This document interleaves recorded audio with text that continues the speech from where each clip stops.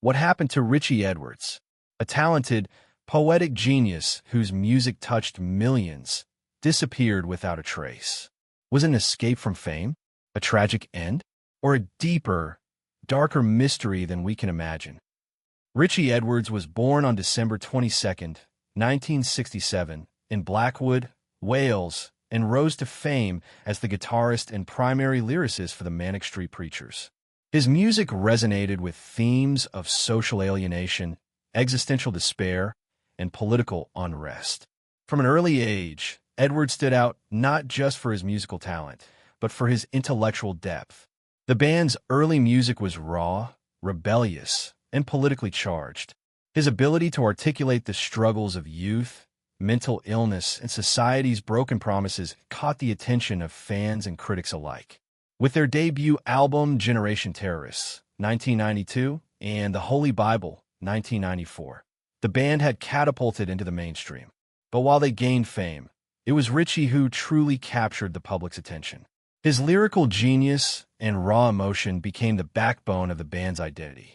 The Holy Bible remains the band's most critical and deeply personal work, with Richey's lyrics reflecting his own psychological battles. But behind his poetic prowess lay a broken man struggling with severe mental health issues, which would soon escalate into something much darker. Richey Edwards was a man known to the public as a star, but to those closest to him, he was a tortured soul. His battle with depression was a constant. It wasn't just his lyrics that were harrowing. His life mirrored the themes of his music. Richey's self-destructive tendencies became more apparent as time passed. In one of the most infamous moments of his career, during a press interview in 1991, Richey took a razor blade and carved the phrase "for real" into his own arm, right in front of reporters. This shocking act of self-harm became symbolic of his torment and was captured by the media. Eating disorders and alcoholism. In addition to his depression, Richey also grappled with anorexia, a mental health condition that contributed to his already fragile state. Friends, family, and bandmates would later reflect on how they saw him deteriorate in front of their eyes. Despite his fame and his talent, Richey seemed unable to escape his inner demons. The pressures of fame, the weight of his mental health struggles, and his increasing isolation all combined to create a perfect storm of psychological collapse. The more the public cheered for him, the more he retreated into himself. On February 1st, 1995, Richey Edwards was last seen leaving his flat in London. He had plans to meet with his bandmates before traveling to America for a scheduled tour with Manic Street Preachers. However, he never made it to the airport. The details of Richey's last day remain a mystery. He was supposed to fly out of London's Heathrow Airport, but he never showed up. His car was found abandoned near Rotherhithe Tunnel in London, with personal belongings inside, including his wallet, clothes, and keys, but no sign of him.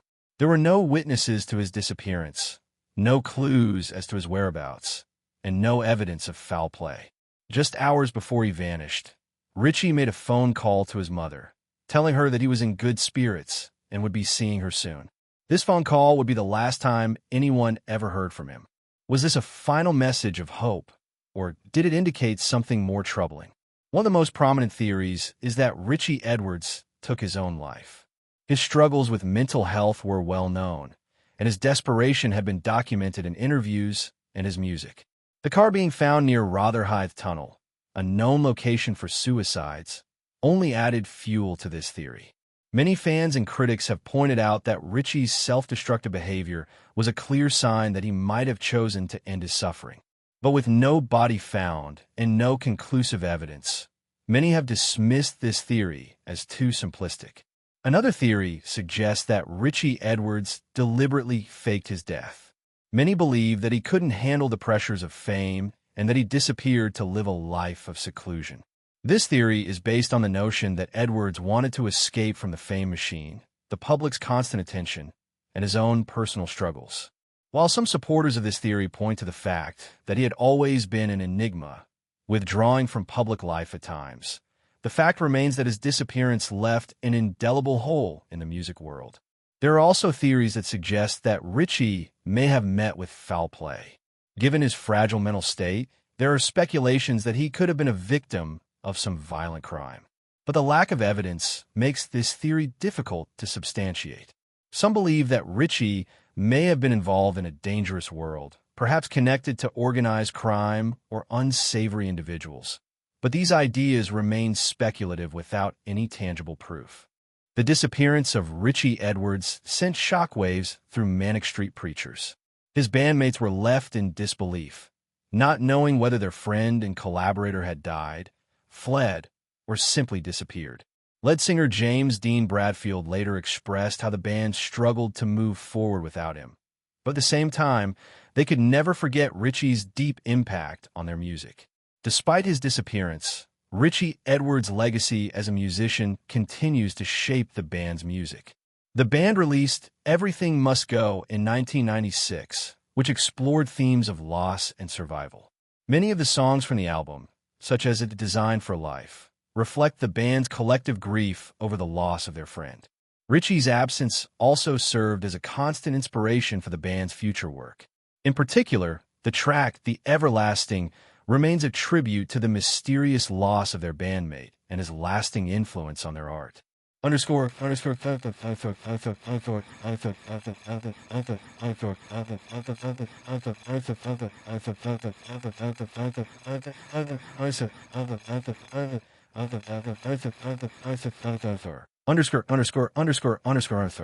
There have been claims over the years that Richey Edwards may still be alive, living under a different identity. A photo in 2008 sparked a new wave of speculation, showing a man who resembled Edwards walking through London. However, the authenticity of the sighting remains unclear. To this day, Richey Edwards' disappearance remains unsolved. Theories abound, but the mystery persists. His legacy, however, continues to live on through his music, his writing, and his influence on the world of music. The question remains, what happened to Richey Edwards? The truth may never be known, but his story is a reminder of the fragility of fame and the often unseen struggles that accompany it.